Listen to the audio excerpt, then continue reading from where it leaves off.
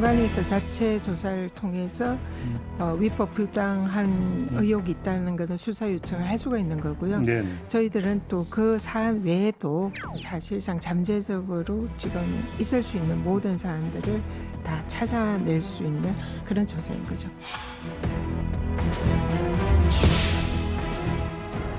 감사원 직무감찰을 받지 않겠다고 하는 것은 관련 조항을 자기들에게 유리하게 해석한 결과이며 전형적인 조직 이기주의라 할 것입니다. 국회의 국정조사의 필요성이 더욱 분명해 보입니다. 툭하면은 그런 부분에 있어서 감사원 조사를 안 받겠다는 것이 기본적으로 중앙선관위의 어떤 가지고 있는 네. 특성이랄까 예. 그런 모습을 계속 행태를 보이는데 네. 그건 옳지 않다고 생각합니다.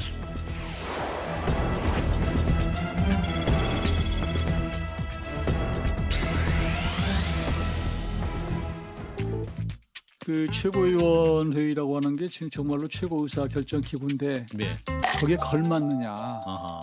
혹시 뭐 들러리냐. 사실- 실제로 중요한 핵심 그렇죠. 의사 결정은 다른 데서 하는 거 아니냐. 용산 아니냐? 용산이 아니고 당내에서도 아, 예. 그래서 뭐 오인회가 있다 뭐 이런 얘기도 아, 들리고. 당내. 오인회라는 특정한 인물이나 단어가 있는 것이 아니라 예.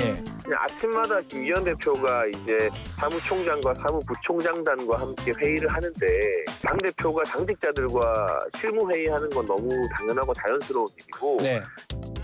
이용호 의원이 뭐 오인회 비슷한 거 있을 거다 이렇게 하니까 나는 잘 모르겠는데 이거 말하는 건가? 이런 식으로 김기현 대표가 둘러댄 명단이잖아요. 그러니까 이 명단은 아닐 거다. 이건 공식 회의체죠. 이건 둘러대기 위해서 나온 명단이고. 그러면 실제는 따로 있을 거다? 그렇죠. 저는 그렇게 보고. 오, 누구요? 그래서 요즘 이제 이니셜로 이제 막 보도 시작하고 하는 것 같은데 다음 주부터는 저한테 안 물어봐도 아실 테니까 물어보지 그럼 마시고. 거기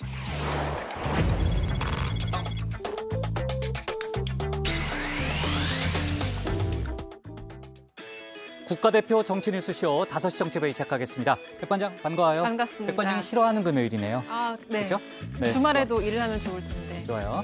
자, 중앙선관위가 자녀 특혜 채용 의혹에 대한 감사원의 감사 방침에 대해서 오늘 거부하겠다는 입장을 결정한 거죠. 네, 그렇습니다. 중앙선거관리위원회는 오늘 노태학 위원장의 주재로 위원회를 열었습니다. 국가기관 간 견제와 균형으로 선관위가 직무감찰을 받지 않았던 게 헌법적인 관행이라면서 직무감찰에 응하기 어렵다고 밝혔는데요.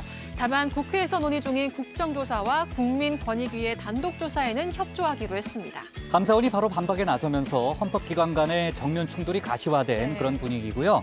정치권은 정치권대로 또 국회 차원의 국정조사를 추진한다는 거죠. 네, 맞습니다. 국민의힘 이양수, 민주당 송기현 원내수석 부대표가 국회에서 만나서 선관위 국정조사 등을 위한 실무 논의를 진행했습니다. 국정조사는 양당이 합의한 만큼 앞으로 몇 차례 더 만나서 조사 대상과 목적을 비롯한 세부 사안을 조율할 예정인데요. 다만 국민의힘은 지금 선관위가 편향돼 있다고 보는 반면에 민주당은 선관위 때리기로 독립을 해치지 않을까 경계하는 모습이라서 좀 정치적인 배경에는 시각차가 있습니다. 좋습니다. 잠시 후에 저희가 뉴스픽에서 얘기해 보도록 하고요. 아까 제 영상에도 나왔습니다만 당내에 오인회라는 좀 실체가 있는 것 같다. 최고위원회는 들러리 아니냐 이런 취지의 발언을 했던 이용호 의원이 오늘 본인의 발언을 취소하고 사과했다는 거죠. 네, 그렇습니다. 이 의원은 최고위가 제 역할과 위상을 하루빨리 회복하기를 바라는 마음에서 나온 발언이라고 해명하면서 당과 지도부에 누를 끼친 점을 죄송하게 생각한다고 사과했습니다. 김기현 대표와 이철규 사무총장을 비롯한 당 지도부와 의원들이 연이어 자신의 발언을 비판하자 3일 만에 발언을 취소하고 사과에 나선 걸로 보입니다. 하지만 이준석 전 대표는 오인회, 그러니까 네. 여당을 움직이는 그룹은 따로 있다. 네. 이런 새로운 주장을 내놨죠. 네, 현재 오인회로 지목된 인물들에 대해서는 둘러대기 위해서 나온 명단이라면서 실체는 따로 있다고 본다는 건데요. 본인이라면 명단을 다르게 짤 거고 다음 주쯤에 공개하겠다면서 이미 언론이 이니셜로 보도하기 시작한 만큼 다음 주가 되면 안 물어봐도 알 거라고 하기도 했습니다. 이에 따라 국민의힘이 다시 한번 논란에 휩싸일 걸로 보입니다. 네, 이때 조익신 멘토에 저희가 발제를 들어보도록 하고요. 박민식 내정자가 오늘 보훈부 장관으로 발령을 받은 거죠. 네, 맞습니다. 다음 주 월요일 6월 5일에 공식 출범하는 국가보훈부 초대장관에 박민식 국가보훈처장이 임명됐습니다. 박민식 신임 장관은 인사청문회에서 차기 총선 출마 가능성을 부인하지 않았는데요. 여권 일각에서는 6개월 임시장관이 될 수도 있다. 이런 우려도 제기되고 있습니다. 좋습니다. 오늘도 뉴스가 많네요. 네. 먼저 들어갈게요. 네.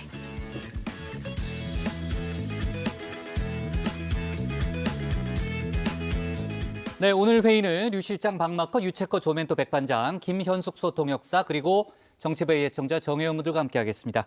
자, 오늘도 속보 실시간 반영하면서 회의를 진행하죠. 소통반장 백반장이 또 정혜원 분들의 의견을 챙길 예정인데 오늘 응답하라 주제는 뭡니까? 네, 오늘의 응답하라 주제 알려드리겠습니다. 고위 간부들의 자녀 특혜 채용 의혹을 받고 있는 선관위가 감사원의 감사를 최종 거부했습니다. 독립된 헌법기관으로 감사원의 감찰 대상은 아니라는 이유인데요. 오늘은 여기에 대해서 함께 이야기 나눠보겠습니다.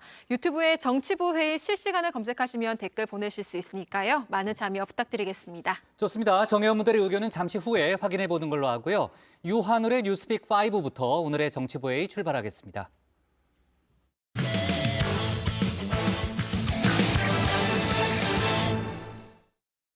자녀 특혜 채용 의혹이 잇따라 밝혀지면서 거센 비판을 받고 있죠. 선관위가 오늘 비공개 회의를 열었는데 결국 감사원 감사는 거부하는 걸로 최종 결론을 내렸습니다.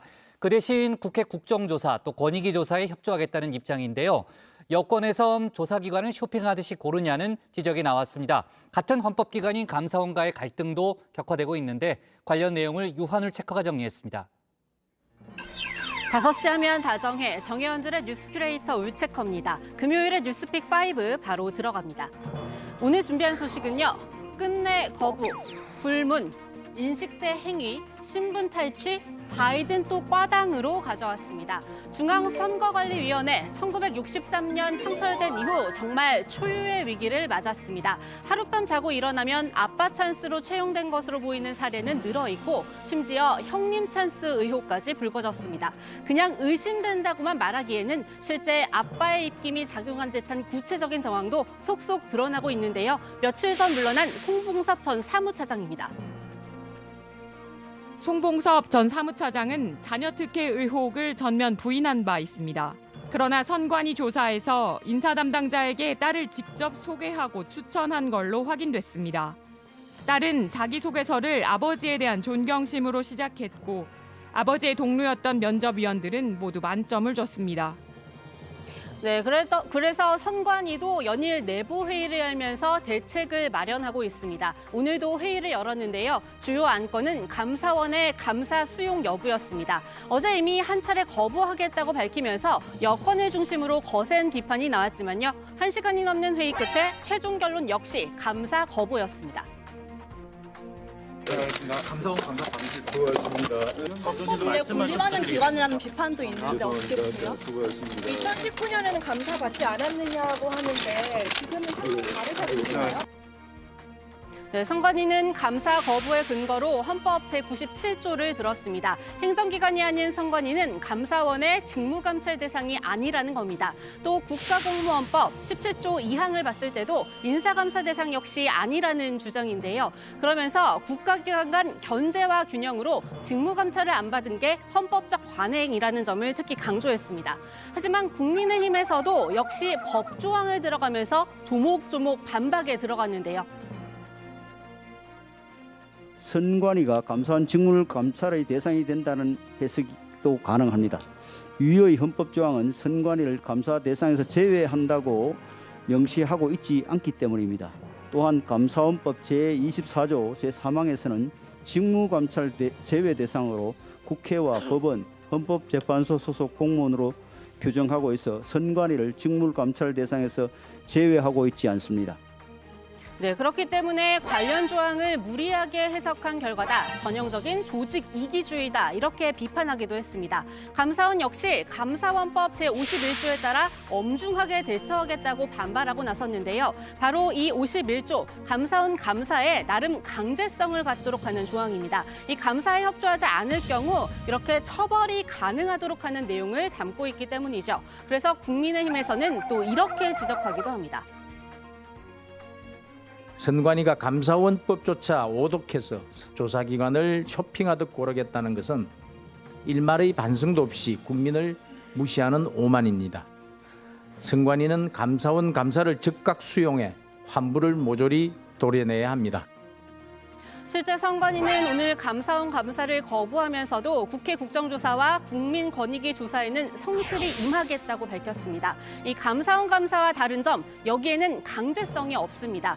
전현희 권익위원장도 그래서 이번 조사에 선관위의 협조가 중요하다고 강조했는데요. 권익위의 조사는 우리 교수님 말씀하신 대로 강제력은 없습니다.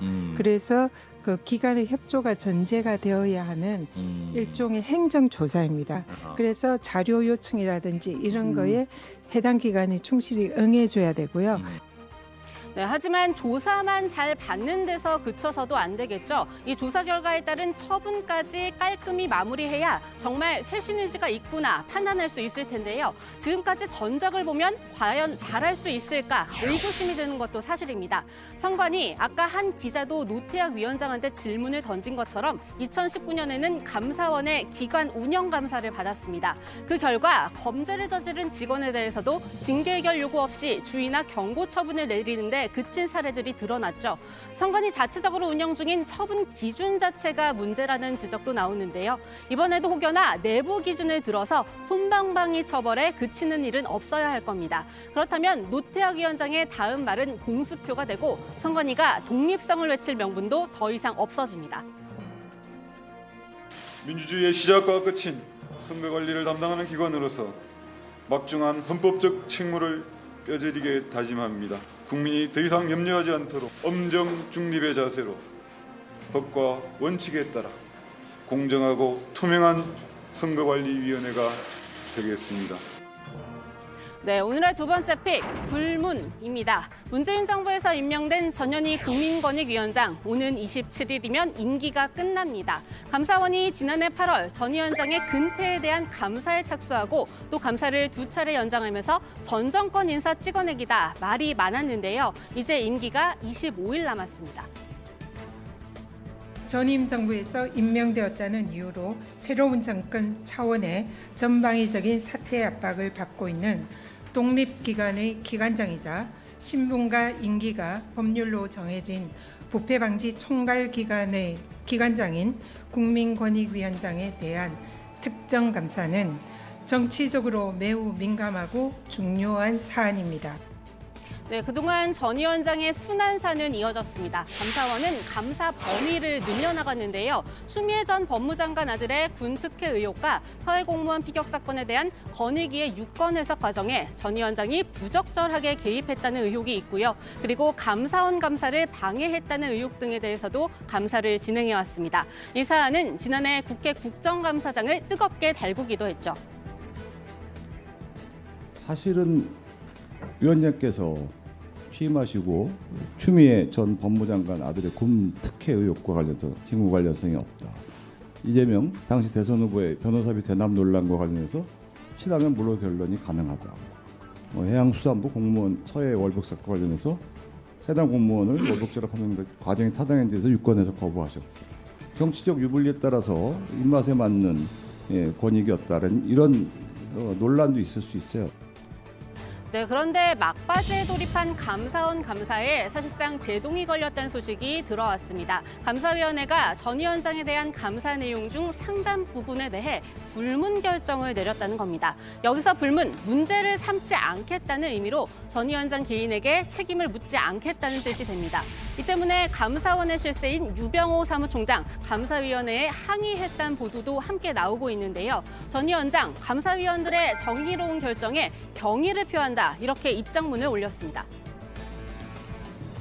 사필 귀정이다라는 생각이 듭니다. 그리고 제가 근데 이제 소회를 밝히기가 조금 마음이 안 좋은 것이 기사에 보면 아직 우리 권익위 직원들이 어떻게 결정이 났는지 그 내용이 없습니다. 그래서 사실 우리 권익위 직원들은 위원장에 대한 그 사퇴 압박 표적 감사에 파생된 별건 감사의 희생자이거든요. 감사원은 후속 조치를 완료하는 대로 감사 결과를 공개할 예정이라고 하는데요. 이대로라면 전 위원장의 27일 명예로운 퇴진은 가능해 보이죠. 그런데 다정회에서 계속 관심을 갖고 전해드리고 있는 것처럼 또 다른 전 정권 찍어내기 표적으로 꼽히는 한상혁 전 방통위원장은 그러지 못했습니다. 그리고 그 자리를 MB 청와대 이동관 전 홍보수석이 이어받을 수 있다는 소식이 나오면서 현 정부의 방송장악 시도 논란까지도 번지고 있는데요. 그 뒤 이어진 인사도 이를 뒷받침한다는 주장이 야당에서 나왔습니다. 한상혁 방통위원장 해임 후 방통위 대변인을 한국교원대로 발령을 보냈습니다. 방통위 설립부터 방통위 업무를 맡은 공무원을 교육 업무를 담당하라고 전보 조치한 것입니다. 반면 MB 청와대 출신 감사원 관료를 방통위 사무처장에 임명했습니다. 사무처장은 통상 방통위 내부 인사가 전문성을 갖고 하는 직책이지만 낙하산으로 꽂았습니다. 때리고 보내버리고 가해자와 연관된 사람을 안 치고 이렇게 하는 것은 명백한 폭력입니다.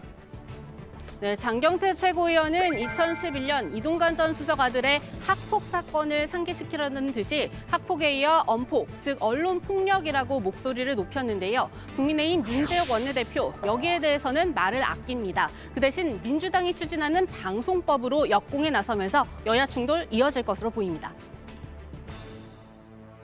공식적으로 발표된 거 아니기 때문에 지금은 입장을 말씀드리기가 곤란하다, 적절하지 않다.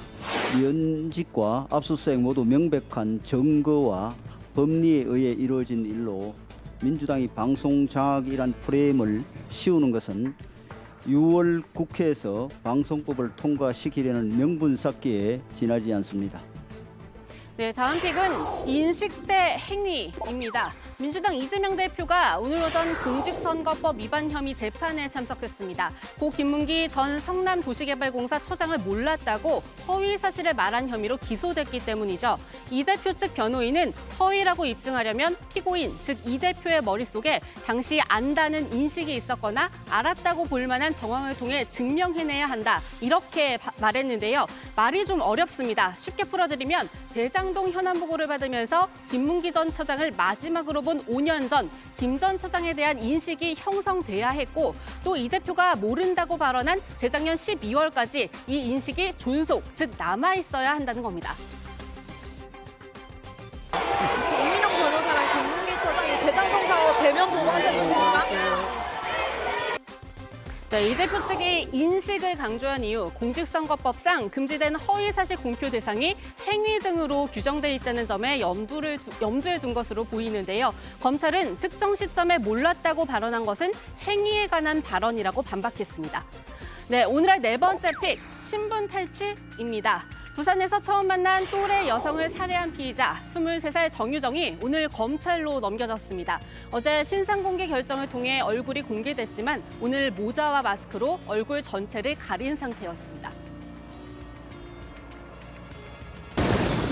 마스크 잠깐 벗어주실 수 있나요? 혹시 피해자를 왜 살해하셨습니까? 피해 여성을 범행 대상으로 특정한 이유가 뭔가요? 피해자와 유가족들에게 정말 죄송합니다. 살해 후에 여러 차례 집을 오가셨는데 혹시 이유가 있었을까요? 실종 사건으로 위장하려고 했습니까? 제정신이 아니었던 것 같습니다. 죄송합니다. 네, 이런 가운데 일각에서는 정유정이 신분 탈취를 위해 범행을 저질렀다는 분석이 나옵니다. 이수정 교수는 피해자가 명문대생의 온라인 앱에서 인기 있는 과외교사였다는 점을 생각해봤을 때 정유정이 본인의 핸디캡을 극복하기 위한 방법으로 피해자의 정체성을 훔치려고 했던 것 같다고 했습니다. 네, 마지막 픽은 바이든 또 꽈당으로 가져왔습니다.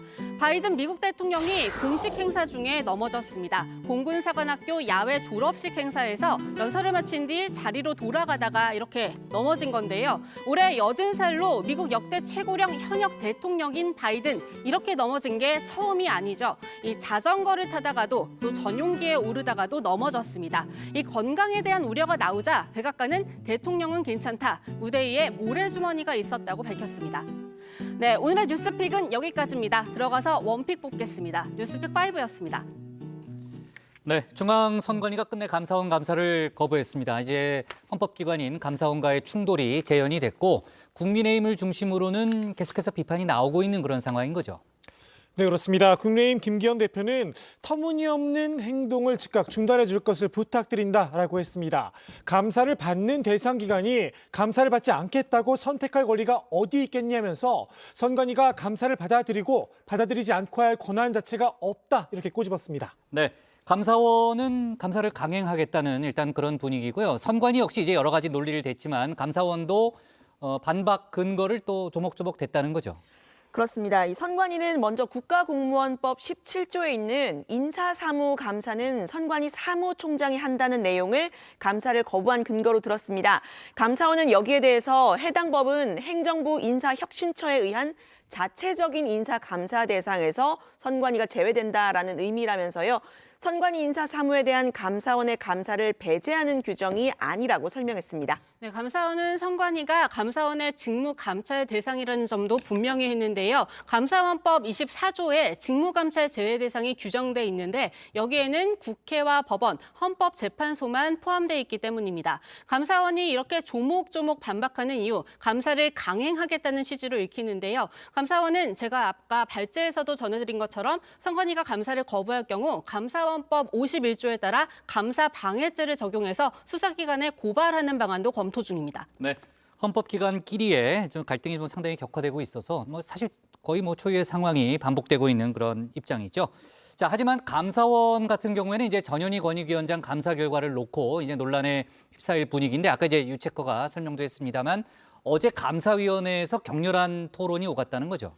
네, 그렇습니다. 관련해서 여러 보도가 나오고 있는 가운데 감사원은 말을 아끼고 있는데요. 종합을 해보면 감사위원회 회의는 어제 오전에 시작이 됐습니다. 하지만 시작부터 전현희 위원장에게 고발당한 최재해 원장이 의결에 참여해도 되는지를 두고 찬반 의견이 엇갈렸다고 하는데요.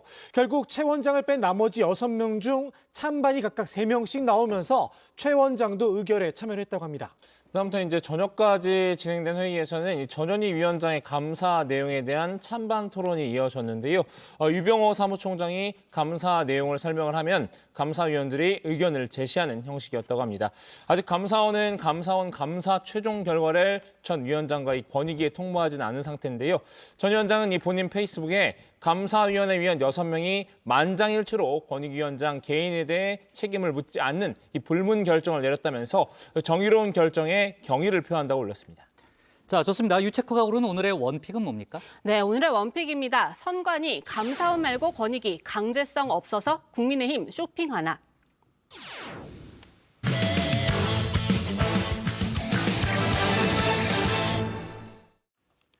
북한 발사체 발사와 재난문자 소동 후 폭풍이 이어지고 있습니다. 민주당은 그때 윤석열 대통령은 뭐 하고 있었느냐, 왜 아무런 입장 표명이 없느냐면서 느낌상 대통령 권리 상황이라고 공세를 폈습니다.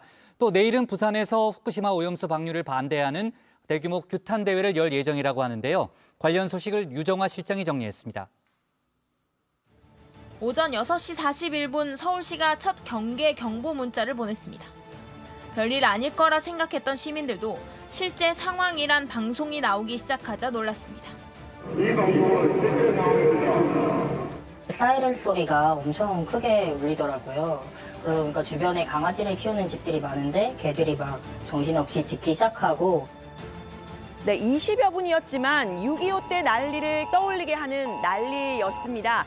그저께 북한 우주 발사체 발사, 그리고 서울시의 재난 문자, 사이렌 얘기입니다. 이틀 전의 얘기를 다시 꺼내는 이유요. 실제 상황에서는 이런 일이 다시는 벌어져서는 안 되기 때문인데요. 서울시가 경계 경보를 발령했다는 문자 22분 뒤에 오발령이라는 행정안전부의 해명 문자가 또 왔죠. 서울시는 이거 오발령이 아니라 과잉 대응이었다고 하면서 책임 공방까지 벌였는데 민주당은 오늘 혼란과 불안을 초래한 정부에 누구 하나 책임지는 사람이 없다고 했습니다.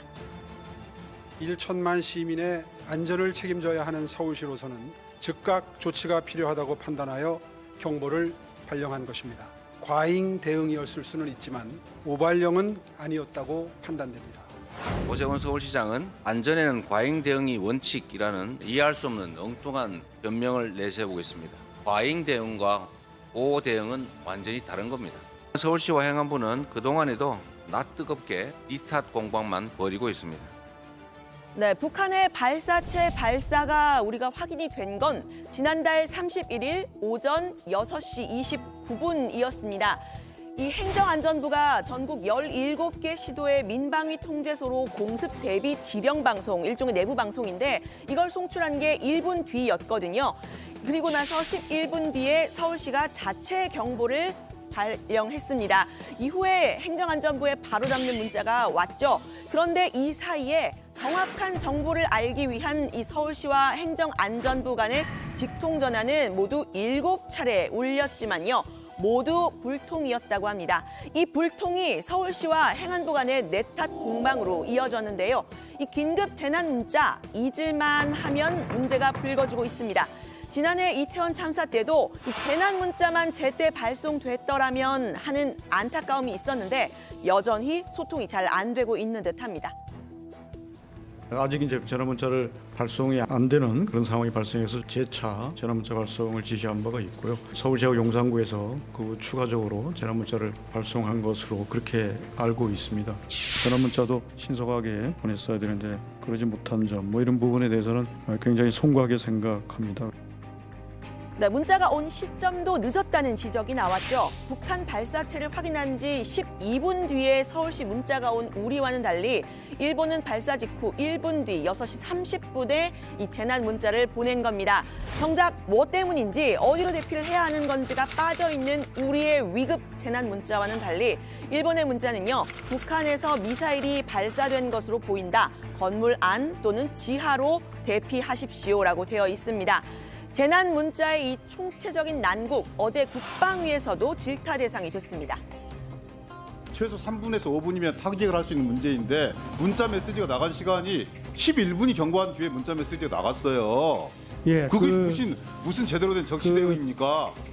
이미 전쟁 상황으로 놓고 보면 사람들이 다 죽어 나간 다음에 문자 메시지가 쏘아진 거예요. 이게 잘된 대응입니까? 네, 민주당은 특히 이 윤석열 대통령이 북한 발사체의 발사 이후에 관련 메시지 전혀 내지 않고 있다는 점을 문제 삼았습니다.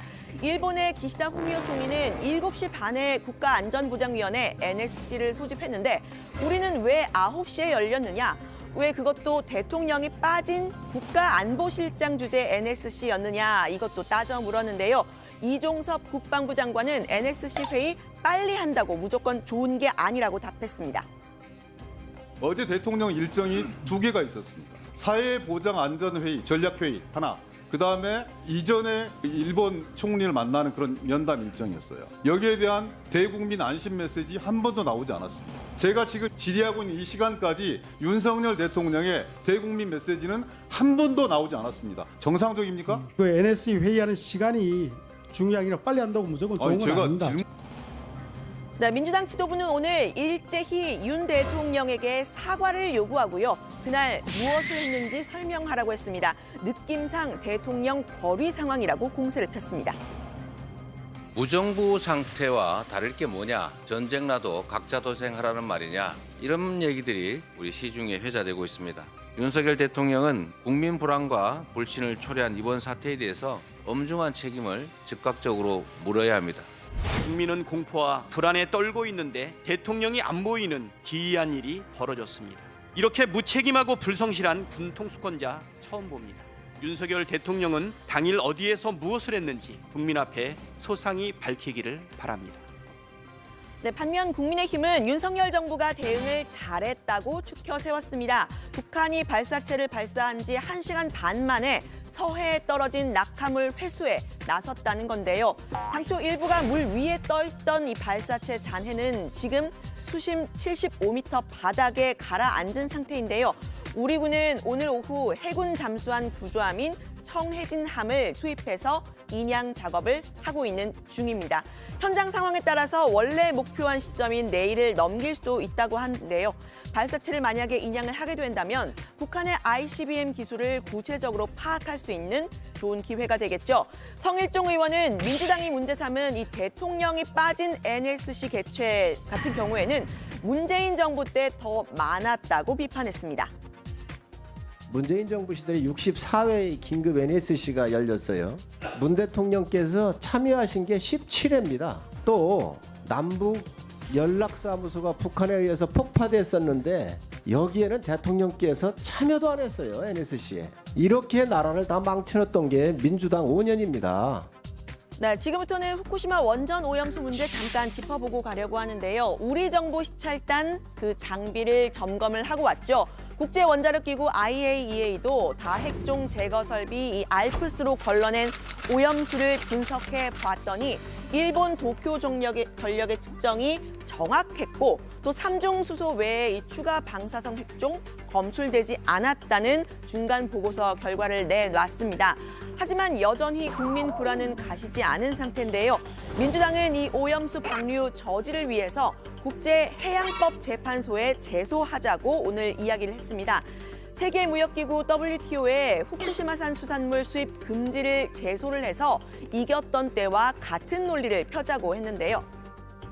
후쿠시마 오염수 시찰단 결과 보고는 무엇을 보고 어떤 판단을 했는지 국민을 전혀 납득시키지 못했습니다. 맹탕 시찰, 기만 시찰, 들러리 시찰이라는 비판에 정부는 아무런 답을 하지 못하고 있습니다. 이제 정부가 국제해양법재판소에 잠정 조치를 청구할 것을 촉구합니다. 네, 국민의힘은 민주당이 과학적인 근거가 없는 선동으로 불안감을 야기하고 있다는 주장을 이어갔습니다. 그 피해는 오히려 우리 어민과 횟집 같은 수산업 종사자들을 향할 거라고도 했는데요. 이 국제해양법재판소에 제소하는 건 문재인 정부 때도 검토했다, 포기했던 거라고 말했습니다. 국제해양법재판소 제소 문제는 앞서 문재인 대통령이 말로만 검토를 지시했다가 실제로는 조치하지 않았던 사안입니다.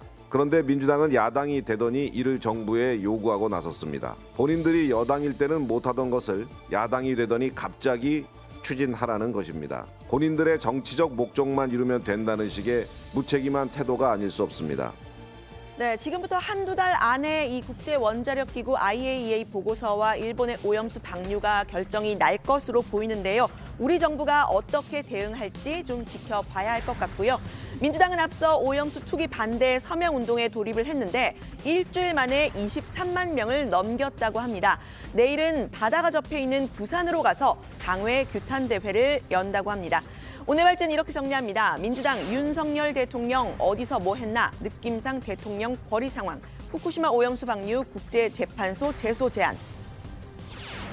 후쿠시마 원전 오염수와 관련해서 영국의 한 교수가 오염수 마실 수 있다. 1리터도 마실 수 있다. 이렇게 발언을 했었잖아요. 전에 이제 정치부에서 제가 짚었던 내용인데 그 이후에 이제 한국 원자력 연구원장이 국회에 나와서 마시면 안 된다. 이렇게 얘기를 했는데 오늘 연구원 측이 공식적인 보도 자료도 냈다는 거죠. 네, 맞습니다. 지난달 이 앨리슨 옥스퍼드대 명예교수가 이 국민의힘 간담회에서 후쿠시마 오염수의 위험성이 과장됐다고 주장했죠. 그러면서 다핵종 제거 설비, 즉 알프스 처리된 물 1리터가 있다면 마실 수 있다. 10리터라도 마실 수 있다. 이런 말을 했는데요. 앞서 국회 과방위에서 임승철 원자력 안전위원회 사무처장이 출석해서 마실 수 없다고 부인을 하기도 했습니다. 오늘 한국원자력연구원이 공식 보도 자료를 냈는데요. 삼중수소에 대한 세계보건기구 응용 기준은 리터당 1만 베크렐인데 희석전 오염수 삼중수소 농도는 평균 리터당 62만 베크렐로 상시 음용하는 식수로 적합하지 않다고 했습니다.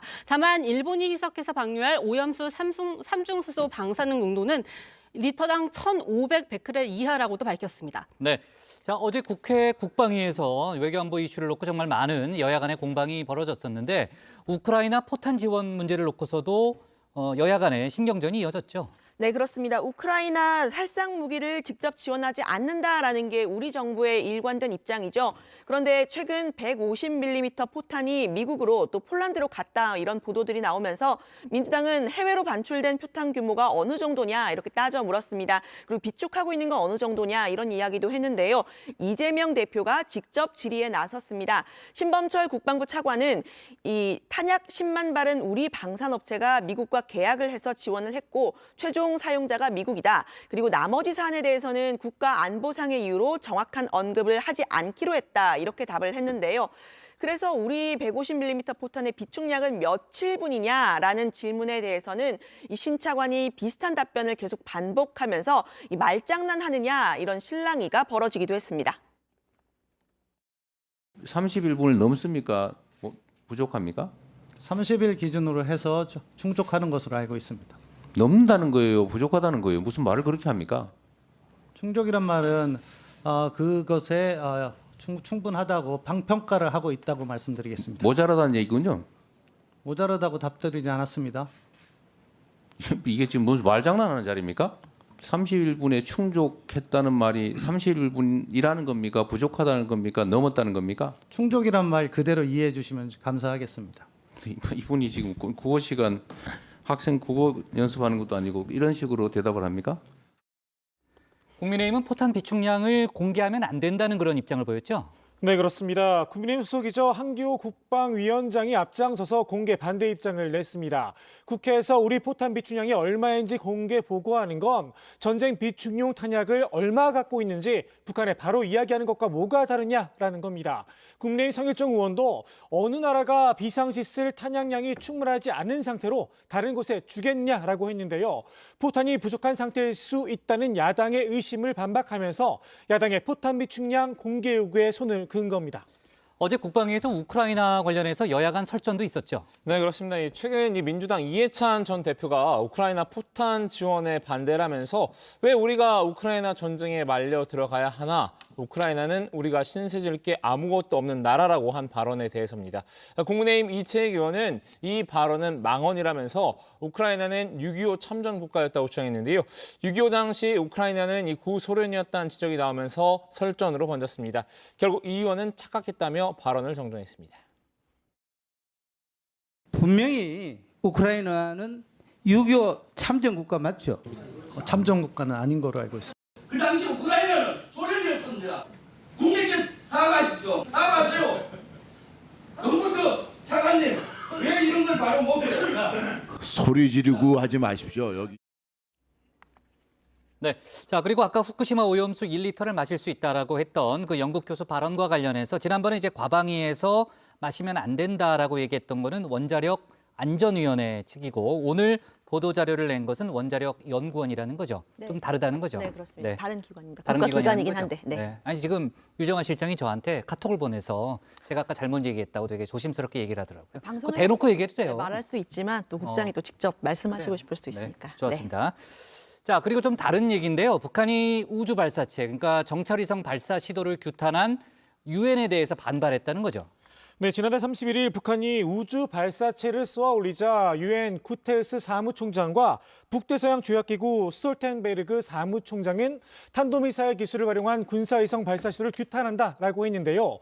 이건 유엔 안보리 결의 위반이라고도 지적을 했습니다. 북한이 오늘 이에 대해서 정면으로 반발을 했는데요. 북한 외무성 조철수 국제기구 국장이 조선중앙통신을 통해서 입장을 밝힌 겁니다. 유엔 사원국으로서의 당연한 주권적 권리를 침해하는 온당치 못한 처사라면서 극히 불공정하고 불균형적이며 내정 간섭적인 행위로 단호히 규탄 배격한다라고 했습니다. 네, 자 좋습니다. 오늘 발제 이렇게 정리하겠습니다. 민주당 느낌상 대통령 결의 오염수 국제재판소 제소 제안으로 제목을 잡겠습니다. 다음은 조익신 멘토의 정치 인사이드입니다.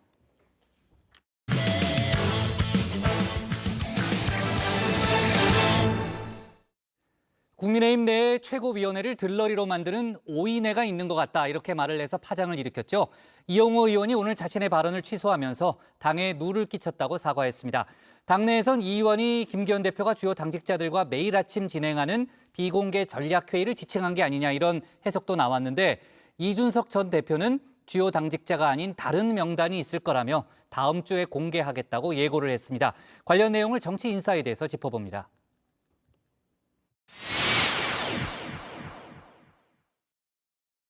그 최고위원 회의라고 하는 게 지금 정말로 최고의사 결정 기구인데 거기에 걸맞느냐? 혹시 뭐 들러리냐? 실제로 중요한 핵심 의사 결정은 다른 데서 하는 거 아니냐? 용산 아니냐? 용산이 아니고 당내에서도 그래서 뭐 오인회가 있다 뭐 이런 얘기도. 국민의힘 이용호 의원이 쏘아 올린 작은 공, 이른바 오인회 논란이 여권의 파문을 일으켰죠. 당장 5인의 구성원이 누구냐 언론에 관심이 쏠렸는데요. 5인의, 6인의, 7인의, 8인의, 심지어 12회내까지 버전도 다양해졌습니다. 김기현 대표는 주요 당직자들과 현안을 논의하는 자리일 뿐이라고 선을 그었죠. 오인의 실세로는 가당치도 않다는 겁니다. 당 대표, 사무총장, 그리고 정책위원회 의장, 사무부총장, 당 수석 대변인 모여서 의논해야 하는 것이 당연하지 의논하지 않는 것이 당연한 것입니까? 그건 말도 안 되는 얘기니까 일거의 가치도 없는 얘기입니다. 김 대표가 평일 오전 8시에 당의 참모들과 비공개 전략회의를 연다고 하는데요. 이 회의가 와전된 게 아니냐는 겁니다. 아침 회의예요. 네. 이제 사무총장과 이제 사무부총장단, 수석 대변인, 여의도 연구원장 이런 분들이 들어가시는 건데요. 네. 굉장히 자연스러운 어떤 당의 실무를 조정하기 위한 노력이고 매일 아침 8시에 모이시거든요. 8시에 모이고. 저 같은 경우는 다른 일정이나 방송 출연 등이 많아서 8시에 오라고 해도 못 갑니다. 여기서 논의된 사항을 최고위에 올려서 찬반을 결정하는 게 당의 오랜 시스템이란 설명입니다. 회의가 있을 때 하루 전 또는 몇 시간 전에 그 실무진들을 모여서 회의를 합니다. 네. 그날의 주제는 무엇이고 지금 상황은 뭐다. 그럼 그걸 이제 최고위에 회부를 해서 네. 거기서 찬반을 듣는 그런 시스템으로 우리 당이 지금까지 나는 운영되어 있다고 봅니다. 네. 최종 의결권은 최고위가 쥐고 있으니 들러리만 선다는 이 의원의 비판은 맞지 않다고 반박하기도 했는데요. 이게 역할 분담 자체가 다른 것이지 거기에 대해서 침해를 받고자 해도 받을 수가 없어요. 왜냐하면 당원 당규에 최고위 의결이라는 게 명시되어 있기 때문에. 네. 이 의원이 실체 없는 유언비어를 퍼뜨렸다는 비판의 목소리도 나왔습니다. 이용호 의원님께서 예. 이렇게 또 실체 없는 유언비어를 얘기를 하시니까 지금 정말 부적절한 얘기를 하시는 게 아닌가. 지금 당 지도부 위신을 실추시키는 저는 좀 위험한 발언이라고 생각을 하고. 논란이 커지자 이 의원이 직접 입장을 밝혔죠. 최고위가 제 역할과 위상을 하루빨리 회복하길 바라는 마음에서 발언을 하다가 튀어나온 잘못된 어휘였다라면서 자신의 발언을 취소했습니다. 당과 지도부에 누를 끼친 점을 죄송하게 생각한다며 사과의 뜻도 함께 밝혔는데요. 이 의원이 자신의 말을 주워 담았지만 당 안팎의 논란은 쉽게 가라앉지 않을 분위기입니다. 이 의원이 지칭한 오인회, 과연 김 대표의 주장대로 주요 당직자들이 모인 참모회의였겠느냐 물음표가 붙었죠. 공식 회의 체제 안에 있는 사람들이 회의를 한다는 거 아닙니까? 근데 오히려 그렇게 돌아갈 리가 별로 없고 명단을 짜라면 좀 다르게 짤 것 같은데 그 명단은 다음 주쯤에 공개하고 그러면 실제는 따로 있을 거다? 그렇죠. 저는 그렇게 보고 이준석 전 대표 다음 주 명단 공개까지 예고했는데요. 과거 보수정부 시절 비선 조직의 역사를 슬쩍 거론하면서 앞으로 더 다양한 버전의 명단이 나올 수 있다 경고도 했습니다. 윤석열 정부의 국정 운영이 투명해지지 않고 만약에 당 운영이 투명해지지 않으면은 이런 명단이 한 10가지 버전 나올 겁니다. 그때 우리가 박근혜 정부 말기에 보면요. 십상시 명단에 만회 상환 보좌진들 그 명단에 그리고 외에도 7인의 원로 명단에 다 나왔잖아요. 윤석열 정부의 비선 라인, 이른바 윤핵관이 있죠. 이번 오인회 논란의 핵심은 윤핵관의 힘이 실제로 국민의힘 내에서 작동하고 있느냐, 그 여부에 있다는 지적도 나왔습니다. 오인회가 누가 있는지 없는지 그건 별로라고 생각하고 오히려 윤핵관에 더 방점이 찍히는 그 흐름이고요. 아직도 윤핵관의 지배력이 여전하느냐의 문제가 본질이라고 봅니다. 국민의힘 내에서 최고위원들이 제 역할을 못해 논란이 더 커졌다는 분석도 나오고 있는데요. 5인회든 6인회든 7인회든 그것 자체가 문제가 된다고 생각하진 않아요. 최고위원들이 당대표를 좀 더 도와서 그 러닝메이트처럼 당대표의 제2, 제3의 러닝메이트가 되든 또는 견제를 하든 그 역할을 충실히 좀 잘할 수 있으면 더 좋겠다는. 든자리는 몰라도 난자리는 안다는 말이 있죠. 자신이 빠진 최고위, 무게감이 떨어져서 그런 게 아니냐, 항변한 게 아닌가 싶기도 합니다. 그래서일까요? 태영호 전 최고위원의 빈자리를 채울 거란 전망이 나오고 있는 김가람 후보에 대해서도 다소 아쉽다는 평가를 내놨습니다. 안타까운 것은 이제 예. 청년 최고위원 선거에 나와서 탈락하신 분이잖아요. 예. 그런데 이제 또 최고위원으로 오시는 것에 대해서 기왕 뭐 하여튼 오시면 좀 더 잘해 주셨으면 좋겠어요.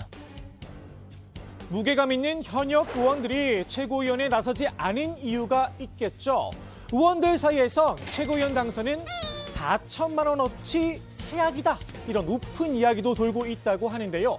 지도부에 입성해봤자 공천 보장은커녕 지역구 관리할 시간만 뺏길 뿐이란 겁니다.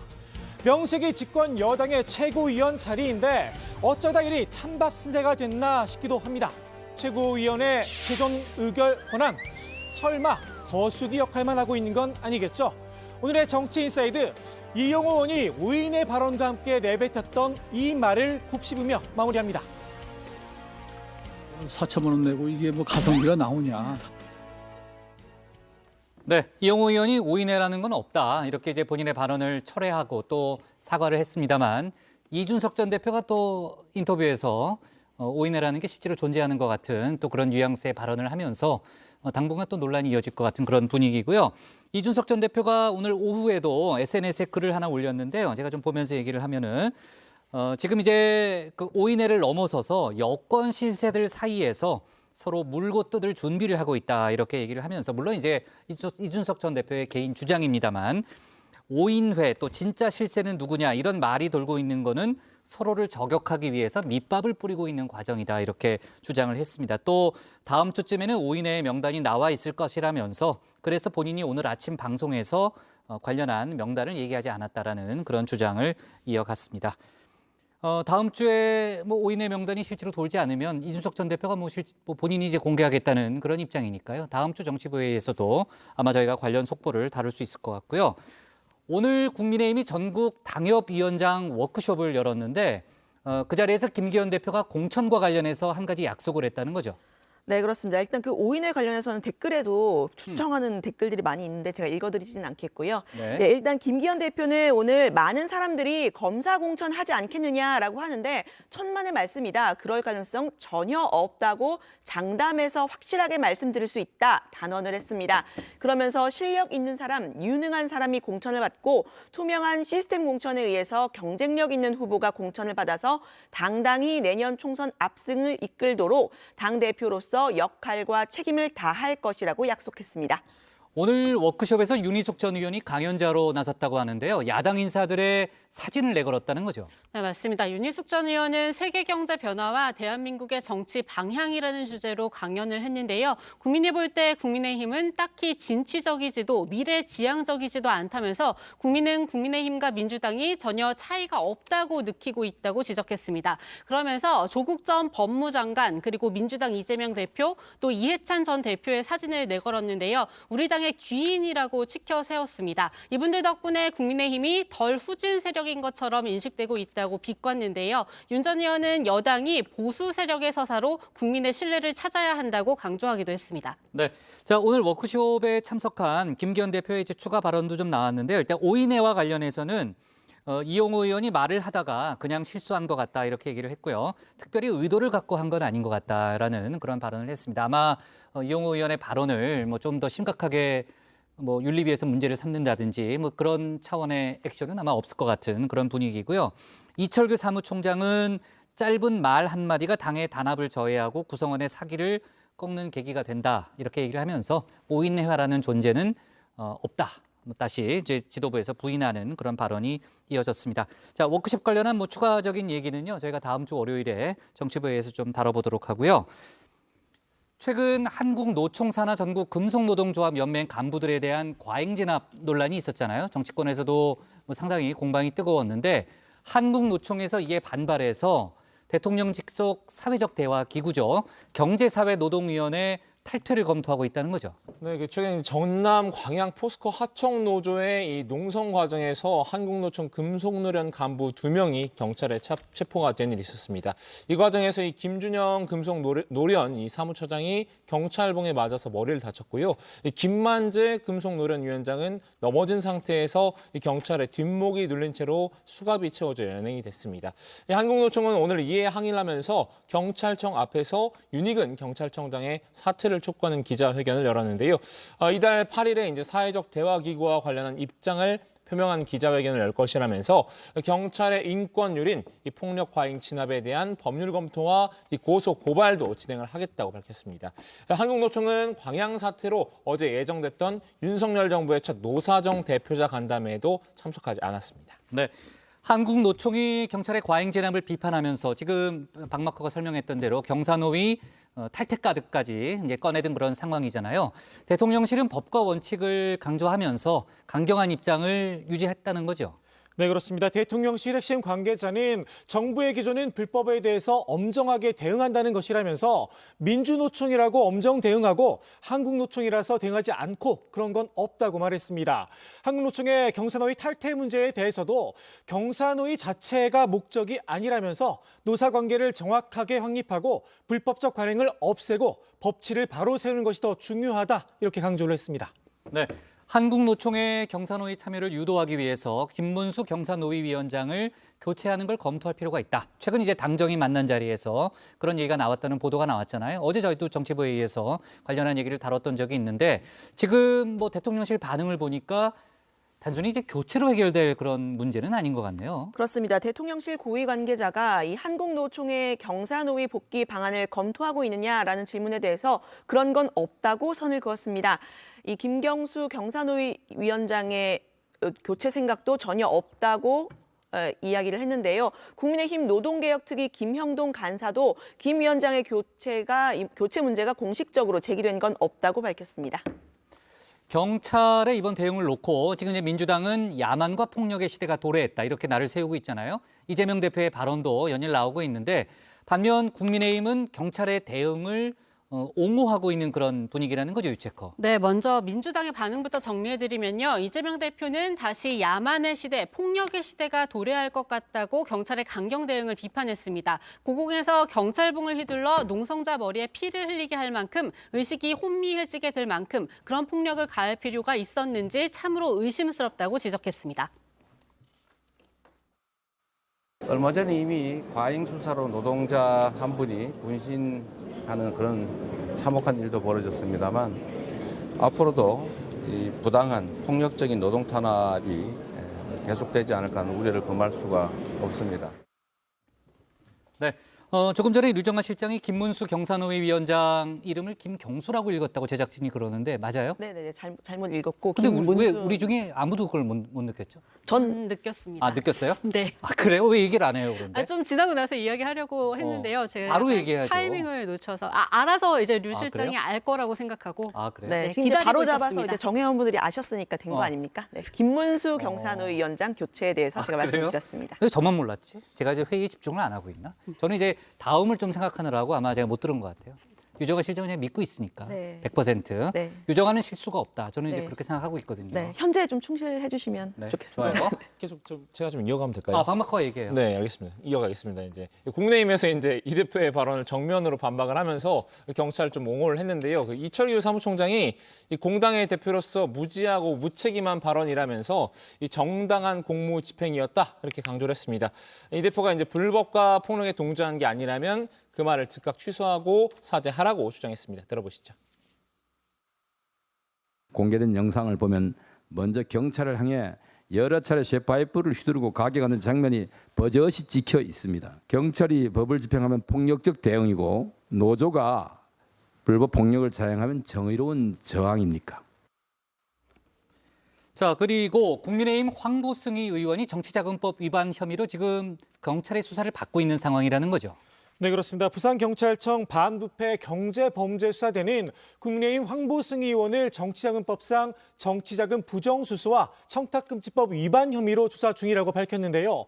지난 2020년 총선과 2022년 지방선거를 앞두고 지역구 기초의원에게서 공천을 대가로 금품을 수수한 혐의를 받고 있습니다. 황보 의원은 해당 혐의를 전면 부인하고 있는데요. 국민의힘 윤재욱 원내대표는 오래전부터 경찰이 수사하고 있던 걸 알고 있었다면서 수사 결과가 나오고 당에서 조치할 사항이 있으면 하겠다 이렇게 말했습니다. 돈봉투 의혹과 코인 논란으로 수세에 몰렸었잖아요. 민주당이 지금 얘기했던 황보 의원의 경찰 수사를 계기로 전면적인 또 반격 태세에 나섰다는 거죠. 그렇습니다. 당 차원에서 진상조사단을 구성하기로 했는데요. 국민의힘 공천 비리와 관련해서 조사를 진행하겠다는 겁니다. 강선우 대변인은 황보 의원뿐 아니라 하영재 의원 또 김현아 전 의원도 공천 비리 문제가 언급되고 있다면서 국민의힘의 공천 헌금과 공천 비리 등과 관련해서 전반적으로 진상을 들여다볼 예정이라고 설명했습니다. 네, 민주당이 이제 진상조사단을 꾸렸으니까 이제 황보승희 의원과 또 김연아 전 의원에 대한 아마 공세를 강화할 것으로 일단 예상이 되고 있네요. 자, 좋습니다. 오늘의 정치 인사이드는 이렇게 정리하겠습니다. 이용호 5인의 발언 사과, 이준석 다음 주 명단 공개로 제목을 잡겠습니다.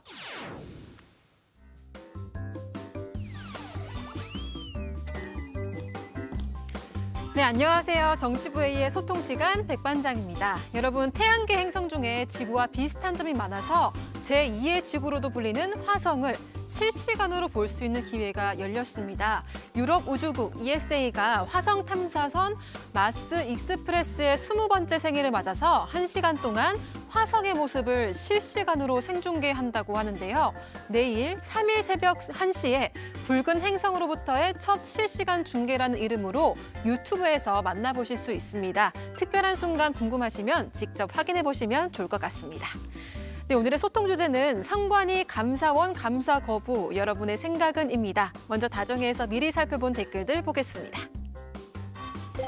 네, SAMU님, 성관위의 업무는 대단히 중요하고 민주주의의 근간입니다. 그런 성관위에 부패가 만연하고 있는데 감사를 안 받겠다? 대단히 오만한 행동입니다. 라고 하셨고요. FAT님, 헌법상 독립기관을 감사하는 건 법 위반이다. 라고 하셨습니다. 자유민주주의는 말로만 외치는 것인가 봐요. 감사원을 감사해야 할 뜻이라고 하셨습니다. 네, 이어서 정의원분들께서 실시간으로 보내주시는 댓글들도 함께 보겠습니다. 김은경님, 염치도 양심도 없는 처사다. 잘못을 저질렀으면 감사받고 처벌받는 거지 법조항을 들먹이다니 염치 어디 갔나라는 의견 주셨고요. 김총혜님께서는 선관위를 독립기관으로 둔 이유와 감사원의 기본 역할을 생각해야 한다. 감사원만 기관 감사를 할 수 있는 건 아니라는 것도 고려해야 한다라는 의견 보내주셨습니다. 댓글 적어주신 정의원분들 모두 고맙습니다. 네, 이 시간 이후로도 댓글로 소통 많이 해주세요. 지금까지 응답하라 다정이었습니다.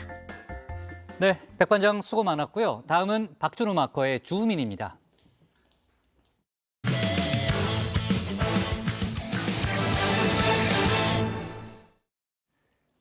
코인 논란과 관련해서 김남국 의원을 향한 검찰의 수사가 속도를 내고 있죠. 민주당 내에서도 친명 비명계를 가릴 것 없이 김 의원이 자진 사퇴하는 게 맞다는 목소리도 나오고 있는데요. 의정 활동을 재개한 김 의원은 검찰 수사 또 국회 윤리특위 조사에 정면 대응할 걸로 보입니다. 박준호 마커가 주우민에서 관련 소식을 정리했습니다.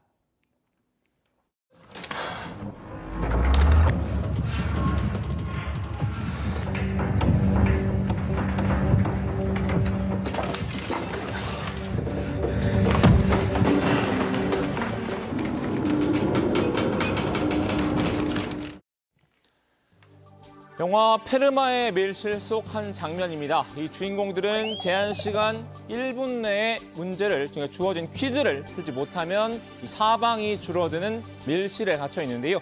이 무소속 김남국 의원, 코인 투자 논란으로 한동안 자맹을 이어오다 최근 활동을 다시 재개했죠. 김 의원이 처한 상황이 저 영화 속 주인공들과 비슷한 것 같은데요. 다만 김 의원은 사각형이 아니라 이 삼각형 모양의 밀실에 갇혔습니다. 먼저 삼각형의 한 축은 검찰인데요. 검찰이 김 의원을 둘러싼 의혹 관련 수사에 속도를 내고 있죠. 지난달 2차례 위메이드를 압수수색했다고 합니다. 이 위메이드는 김 의원이 대량 보유한 그 위믹스 코인의 발행사인데요.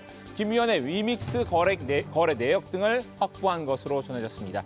앞서 지난달 15일에는 김 의원이 위믹스 이체 시에 이용을 했던 거래소를 압수수색하기도 했었죠. 김남국 의원의 코인 의혹을 수사하는 검찰이 가상화폐 거래소 업비트와 빗썸을 압수수색하고 김 의원의 거래 내역 등을 확보했습니다. 압수수색 영장에는 정치자금법 위반과 조세 포탈, 범죄 수익 은닉 등의 혐의가 포함된 걸로 알려졌습니다. 김 의원을 좁혀오는 또 다른 꼭지점은 국민의힘입니다. 김남국 사태를 이용한 이 반사이익 극대화를 노리고 있죠. 국민의힘 김기현 대표 틈날 때마다 이 김남국 이름 석자를 거론 중인데요. 민주당이 요즘 겪고 있는 자신들의 3대 리스크, 당 대표의 그런 리스크, 돈봉투 전당대회 리스크, 김남국 코인 리스크, 온갖 이와 같은 게이트가 자기들의 도덕성이 바닥이라는 사실을 국민들에게 인지시키는 결과가 우리 당은 민주당에 비해서 어느 경우에서도 우리가 도덕적으로도 민주당보다 더 뛰어나고 우월하다 하는 확실한 증거들을 우리 국민들께 알려드려야 되고 국민의힘이 민주당보다 도덕적으로 우월하다는 주장인데요. 김 의원의 코인 논란으로 2030 세대가 민주당에 등을 돌리고 있는 상황이죠. 국민의힘은 지금이 2030 표심을 끌어올 절호의 기회라고 보고 있습니다. 당내 코인게이트 진상조사단도 김남국 사태로 2030 세대가 민주당에 느낀 실망감과 배신감을 부각하는 데 집중하고 있는데요. 관계자가 거의 묵비권을 행사하듯이 시중일관 비협조적인 태도로 우리 저희 대표님께서 직접 이 자리에 오시게 됐으면 이렇게 미리 말씀을 좀 드리도록 하겠습니다. 특히 업비트의 주 이용자들이 거의 대부분 20, 30대 청년들의 상실감을 오늘 이 자리를 통해 갖고 위로를 할 수 있었으면 좋겠고 조사단장인 김성원 의원, 지난달 31일 가상자산거래소 업비트의 이석우 대표를 부른 자리에서 한 말이죠. 국민의힘은 2030의 편에 서 있다는 인상을 주기 위한 의도된 발언 같은데요. 난 네 편이야. 우리는 인연이야. 네가 어디에 있든 내게 무슨 일이 있든 마지막 한 축은 김 의원의 친정인 민주당인데요. 민주당 역시 친명 비명할 것 없이 김 의원을 향해 자진 사퇴를 요구하는 분위기입니다. 국민의 대표자로서 세비를 받고 자기의 모든 걸 바쳐가지고 국가 이익을 우선해서 전념을 해야 될 의무가 있는데 거기에는 반한 거 아니냐. 그렇다면은 저는 먼저 스스로 사퇴하는 게 자진 사퇴가 맞겠다. 예, 맞겠다.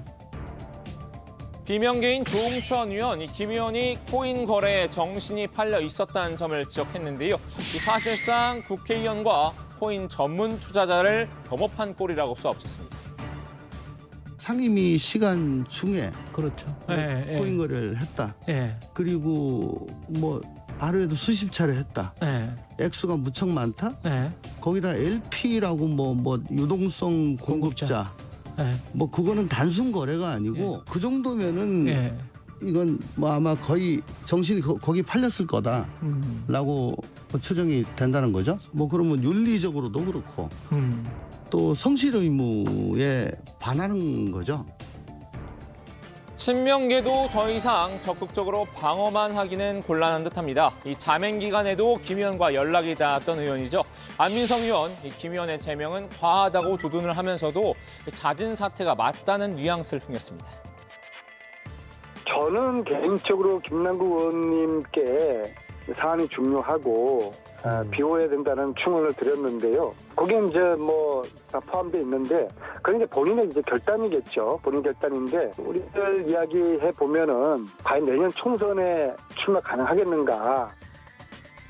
김 의원, 이 민주당 내 당성 초선 모임 이 철험회 일원이죠. 이 같은 철험회 멤버인 이 황운하 의원마저 김 의원을 질타했습니다. 자진 사퇴를 하려면 벌써 했었어야죠. 예, 지금은 시기를 놓친 걸로 봅니다. 이미 그 국회 윤리 절차가 개시됐거든요. 윤리 절차가 개시된 이상 이제 지금 자진 사퇴하면은 윤리 절차를 모면하기 위한, 피하기 위한 또 꼼수로 이렇게 비판받을 수 있거든요. 그래서 지금은 윤리 절차에 충실히 따르는 것이 필요하고. 청년 정치인이기도 한 김남국 의원이 이 사건 초기에 용단을 내려줬으면 좋았겠다는 아쉬움을 나타내는데요. 물론 이제 그 상임위에서의 코인 거래 그 하나만 가지고 의원직을 즉각 사퇴해야 되느냐 이 논란이 있을 수 있지만 청년 정치인에 대한 기대와 희망을 생각했더라면 그때 용단을 내리는 모습이 어떻느냐라는 의견들이 많이 있었습니다. 다만 하늘이 무너져도 솟아날 구멍은 있나 봅니다. 이 민주당 내 여전히 김 의원을 감싸는 목소리도 있는데요. 이 의원직 사퇴 요구는 과하다는 겁니다. 저는 김남국 의원이 자기 재산의 일부를 비록 법에 규정되어 있지는 않으나 신고하지 않은 점 그리고 근무 시간에 거래를 한 점 그런 국민들에게 또 사과했지 않습니까 본인이? 예. 그런데 이것을 마치 불법적인 행위를 일으킨 것처럼까지 확대해서 국회의원직까지 거론하는 것은 좀 과도하다고 보여져요. 우상호 의원, 국민의힘이 김남국 사태를 이용하고 있는 점도 문제 삼았는데요. 이 언론과 국민의힘이 나서서 아니면 말고식 의혹 제기를 일삼고 있다는 겁니다. 저도 한 25년 정치했습니다만 예. 최근이 묻지마 아니면 말고식 폭로나 의혹 제기가 너무 많아요. 김남국 의원이 무슨 세금 회피이다, 자금 세탁이다, 저는 이렇게 접근하는 것은 명백한 근거를 제시하지 않고 제기하는 것은 저는 상당히 인격 살인적 의혹 제기라고 보고 그분들이 증거가 어디 있어요? 의원들이 어디서 만들었어요? 김 의원의 사퇴 여론이 일고 있는 것도 결국 이제 국민의힘과 검찰이 주도한 여론전 때문이라고 본 듯합니다. 그러면 이건 검찰과 짜고 하는 아까 말씀드렸던 야당의 악마와 야당을 매도하려고 하는 그러한 폭로전으로 보여죠. 근거를 제시하지 않고 나중에 이 문제가 다 끝난 다음에 그때 왜 그런 의혹 제기했어요? 그럼 정치가 그런 거지 하고 도망가면 되겠습니까? 김 의원이 우상호 의원의 응원에 힘입은 걸까요? 그제부터 의정 활동을 재개했죠. 이와 동시에 그동안 쏟아진 각종 의혹 제기도 바로 잡겠다는 계획인데요. 검찰 수사나 국회 윤리특위의 조사에도 모두 성실히 응하겠다고 합니다. 필요하다면 이 사실과 다른 반정적 비방에 한해서 고소 고발도 진행할 예정이라고 하는데요. 이 사태 대신 정면 돌파 의지를 밝힌 셈입니다. 윤리특위나 자문위 출석하실 예정이세요? 네, 그 윤리특별위원회에서 결정한 절차에 따라서 성실하게 소명을 할 계획입니다. 네. 김남국 의원의 전매 특허인 이 새벽 출근도 오늘부터 다시 시작했다고 하죠. 대기 중에 전화를 해봤는데요. 어떤 얘기 나오셨습니까? 오늘 아침에는 6시 30분에 이미 의원회관에 나왔대요. 아, 빨리 나왔네요. 그래서 의정활동에 전념을 하면서 국회 윤리위원회에 성실하게 소명하겠다. 네. 그리고 검찰로부터는 무슨 있느냐? 검찰이 굉장히 하기 어려울 겁니다. 자기도 법조인이니까 변호사 아니에요? 예. 김 의원이 잦은 사퇴 의사는 없는 듯한데요. 박지원 전 국정원장에게 자숙하면서 의정 활동을 이어나가겠다는 의지를 피력했다고 합니다. 아니 그러면서 자기가 그래요. 자숙하고 자성하고 있다.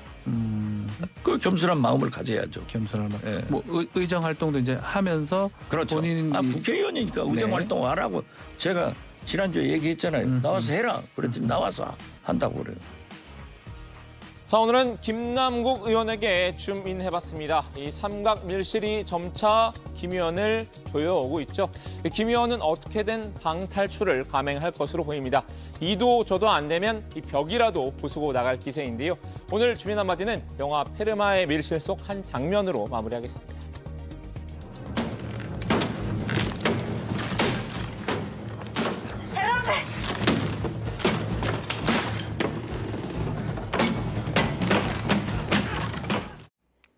네, 자 민주당이 오늘 오후에 이제 원내 지도부가 모여서 워크숍을 하죠. 원내 대표단 워크숍을 아마 지금 열고 있을 거로 일단 보이는데요. 거기서 이제 여러 가지 현안에 대한 논의를 좀 하고 있을 것으로 일단 보입니다. 입법 전략을 수립하고 또 민주당 몫의 상임위원장 인선 기준에 대한 토의도 할 예정이라고 하는데 상임위원장 얘기가 나왔으니까 이걸 좀 짚어볼게요. 민주당 정청래 의원이 국회 행안위원장 자리를 지금 고수하고 있잖아요. 원내 지도부의 고심이 커지고 있는 그런 상황인데 당내에서는 정 의원이 행안위원장이 돼서는 안 된다. 이런 기류가 있다는 거죠. 네, 지난달 30일 본회의에서 이 민주당 몫으로 내정된 행안위, 환경노동위, 보건복지 등 6곳의 상임위원장 선출 결정이 6월 임시국회로 연기됐는데요. 애초 정청래 의원이 과방위원장이었다가 행안위원장으로 내정돼서 자리를 옮기기로 돼 있었죠. 여야가 후반기 국회에서 이 과방위원장과 행안위원장을 1년씩 나눠 맡기로 합의한 데 따른 건데요. 하지만 본회의에 앞서 열린 민주당 의총에서 초재선을 중심으로 정 의원을 비롯한 상임위원장 내정자들에 대한 불만이 쏟아졌다고 합니다. 민주당 몫 상임위원장 본회의 의결이 이달로 미뤄진 것도 이것 때문입니다. 일단 행안위원장이면은 국민의힘 이제 장제원 의원만 이제 행안위원장이던 이제 장제원 의원만 과방위원장으로 선출이 됐잖아요. 정청래 의원은 본인이 행안위원장을 맡겠다 이런 의지를 계속해서 드러내고 있는 그런 상황이죠. 네, 이 정 위원장은 지난해 7월 과방위원장으로 선임이 된 다음에 그 다음 달인 8월에 이 전당대회 최고위원으로 선출이 됐었죠. 최고위원을 하면서 이 상임위원장을 동시에 겸직을 하는 것에 대해서 이제 비판이 일었었는데요. 당시 이제 박홍근 원내대표도 겸직을 만류했던 바 있습니다. 하지만 이 정 의원이 겸임하겠다는 그 고집을 꺾지 못했는데 이번에도 이 행안위원장을 자신이 맡겠다. 이런 사수 의지를 강조하고 있습니다. 정 의원은 이 행안위원장 저 홀로 당원과 싸우겠다면서 이 싸움은 정청래는 안 돼라고 하는 이 보수 언론과 일부 인사들과의 투쟁이라고 주장을 하고 있습니다. 네, 정 의원이 이렇게까지 확고하게 뜻을 밀어붙일 수 있는 배경, 그 뒤에는 당원들의 요구가 있는데요. 당 청원 게시판에 정 의원의 행안위원장 내정을 간곡히 부탁드린다는 청원이 지난달 31일에 올라왔고요. 4일 만인 오늘 오전까지 청원 동의를 밝힌 당원이 약 4만 2천 명에 육박하고 있습니다. 이 때문인지 정 의원은 어제 페이스북에 정청래가 물러나면 다음 타깃은 이재명 대표와 지도부라면서 단순한 행안위원장 싸움이 아니다. 행안위원장 기필코 사수하겠다라는 글을 올렸습니다. 네, 행안위원장직을 사수하기 위해 또 이 대표의 강성 지지층을 좀 끌어들이는 것 같은 그런 분위기도 느껴지는데요. 청원에 많은 인파가 몰린 것도 뭐 이런 분위기를 반영하는 게 아닌가라는 그런 설명도 나오고 있는데 원내 지도부 분위기는 어때요, 유 실장? 네, 이 민주당 원내 지도부는 아무래도 좀 난감해하는 모습입니다. 상임위원장 인선 기준 마련에 고민을 거듭하는 상황인데요. 박광원 원내대표는 어제 의원들이 기준을 어떻게 할 거냐 이런 문제를 제기를 한 만큼 의원들의 얘기를 좀 더 들어볼 것이라고 했습니다. 다만 정청래 의원의 행안위원장 내정 문제에 대해서는 더 이상 묻지 말라면서 언짢은 기색을 내비쳤습니다. 민주당은 원내대표단 워크숍을 열어서 민주당 몫의 상임위원장 인선 기준에 대한 논의를 진행할 예정인데요. 여기에서 마련되는 기준에 따라서 정 의원의 행안위원장 임명 문제에 대한 향배가 정해질 것으로 보입니다. 네. 자, 이태원 참사에 부실하게 대응했다는 의혹으로 기소가 됐잖아요. 박희영 서울 용산구청장이 참사 여파로 정신질환을 앓고 있다. 보석 석방을 요구했다는 거죠. 네, 그렇습니다. 오늘 서울 서부지법에서 첫 보석 신문이 있었는데요. 박희영 구청장 측 변호인은 피고인이 상당한 고령이며 사고 직후 충격과 사고를 수습하는 과정에서의 스트레스로 인해서 신경과에서 처방을 받아서 치료를 받는 상태다라고 주장을 했습니다. 수감 후에는 상태가 악화해서 불면과 악몽, 불안장애, 공황장애에 시달리고 있다면서 구치소에서 최대한 약을 처방받아 치료에 매진하고 있지만 여전히 부족한 상태다라고 말했습니다. 네, 자 유튜브에서 한동훈 장관을 겨냥해서 검찰의 노무현 재단 계좌 추적 의혹을 제기했잖아요. 황희석 전 열린민주당 최고위원에 대해서 1심 법원이 벌금형을 선고했네요. 네, 먼저 이 재판에 넘겨진 황희석 전 최고위원의 발언부터 정리를 해드리면요. 2년 전 TBS 유튜브 채널에 나와서 이 검찰이 2019년 노무현 재단 계좌 거래 내역을 다 열어봤다. 그 과정에서 신라젠을 통해 유시민 전 재단 이사장을 잡으려고 채널A 기자와 정보를 공유해서 소위 검언 유착을 했다고 말한 적이 있었습니다. 이 2019년은 한동훈 장관이 대검 반부패 강력부장이던 때라서 한 장관을 겨냥한 발언으로 풀이가 됐는데요. 한 장관은 2021년 그런 사실이 없다면서 황 전 최고위원을 경찰에 직접 고소했습니다. 이후 수사가 이어지고 재판에 넘겨졌는데 오늘 1심 재판부는 이 발언에 대해 피해자의 사회적 성과를 매우 저하시키는 개인에 대한 악의적이거나 심히 경솔한 공격이다라면서 벌금 500만 원을 선고했습니다. 황 전 최고위원은 선고 직후 한 장관이 계좌 거래 내역을 채널A 기자와 공유했다고 말한 적이 없다. 당시 대화 자체가 한 장관과 관련도 없고 비방하는 목적도 아니었다면서 항소 의사를 밝혔습니다. 네. 자, 좋습니다. 오늘 정치부에는 여기까지 하도록 하겠습니다. 저희는 다음 주 월요일 오후 5시 정각에 다시 찾아뵙겠습니다. 네. 주말 잘 보내요. 네, 고생하셨습니다.